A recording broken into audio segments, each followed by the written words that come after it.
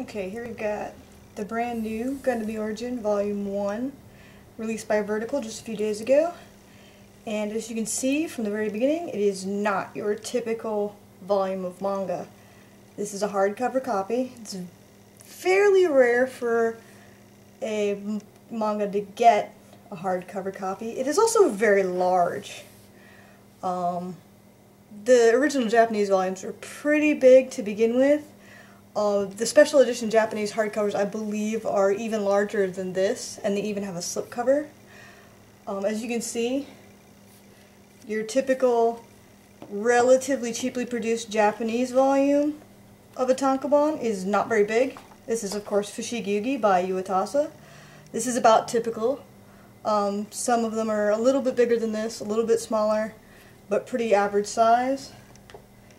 Here's the re-release of Sailor V that currently came out in the US a couple of years ago. It's a little bit bigger. Same kind of quality though, no slipcover obviously. Most American editions don't come with slipcovers. Comparable in size is Vampire Hunter D, Volume 1 by Saiko Takaki. Digital Manga Publishing, of course, brought that out. Again, very lovely art. English publishing is getting a lot better as far as quality goes, but still same level of quality as far as it's a soft cover. This one actually has a slip cover, has some color art in it, whereas your Sailor V I don't think has any. This is a vintage copy of Ghost in the Shell released in 1995 by Dark Horse Comics. This was roughly the size that this originally came in. I do not have the original release of Gundam the Origin that came out in the United States, 2000 or 2001. Maybe it was 2002, I'm not sure. There were only about 6 or 7 volumes in this size, and they were about half the width. So if you can imagine this size, but only maybe about that thick. That's what these used to be like. The really great thing about this is not just the fact that it's hardcover, but that it's also got these beautiful pages. And as you can see, they're glossy. The paper is actually different quality than your usual manga. So it's very, very crisp. The color is very nice. And this is original to the Japanese. You've got your beautiful black and whites by Yasuhiko Yoshikazu. It's very, very lovely. Of course, it's all in English. This is the English release. It's also got, and I hadn't noticed this before, hello, Garma. It's got supplemental stuff in the back.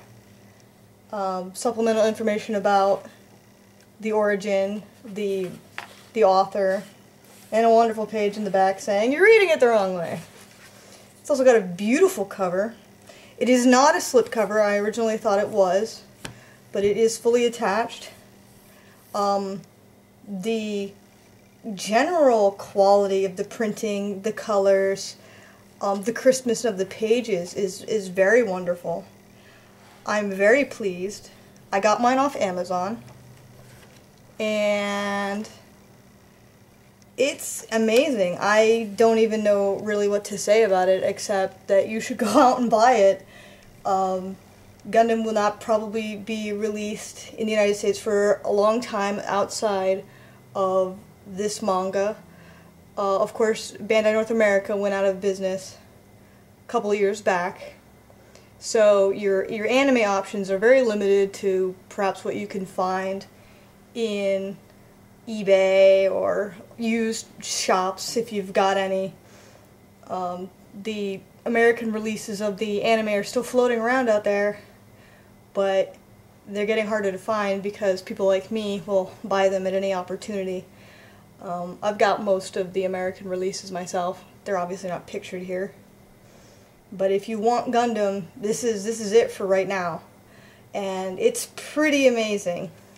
And if you can't get on eBay or Amazon or whatever to find it, you can get it in some bookstores. I think Barnes & Noble's supposed to have it. It does cost a lot. It's a $30 release. If you go on Amazon, it's a lot less expensive. So I highly recommend buying it on Amazon because you can pre-order for a lot less. And if we pre-order and they get plenty of pre-orders, that means we can keep getting the manga. And there are roughly, I think it's 27 volumes.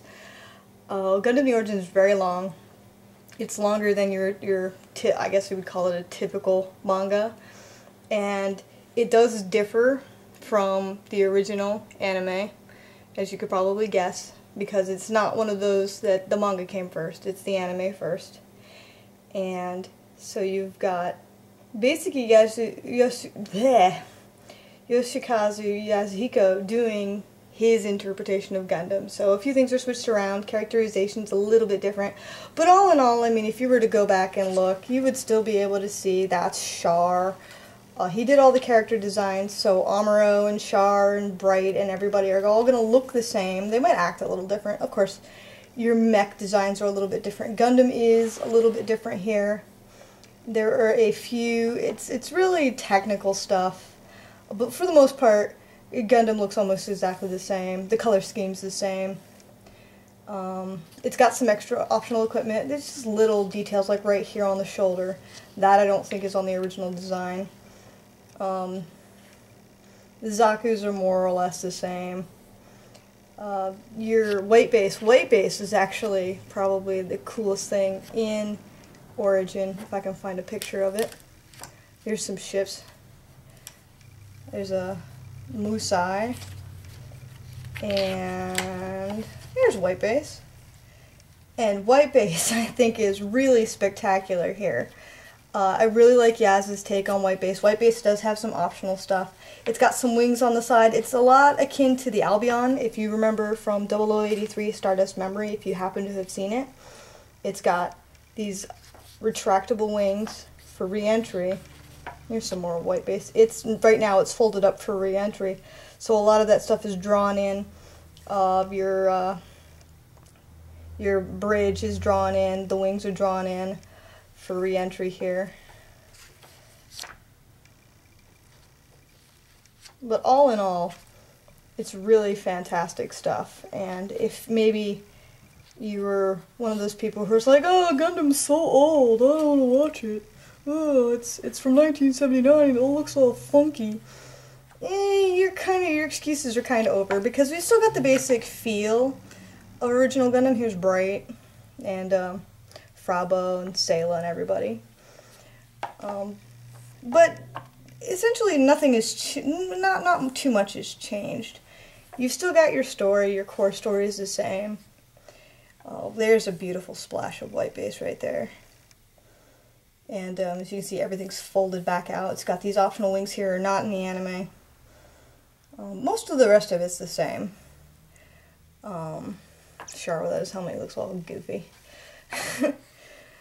But it's really beautiful. You really have no excuses not to at least pick this up and look at it, because it's really, really wonderful. And it's just, the quality is really amazing, and I can't say thank you enough to Vertical for releasing it and making sure it got a proper release. And quite a lovely one, especially for a bibliophile like me. It is really a beautiful, beautiful, novel quality copy of a tankobon. So thank you, Vertical, for picking this up and doing such a wonderful job with the publishing.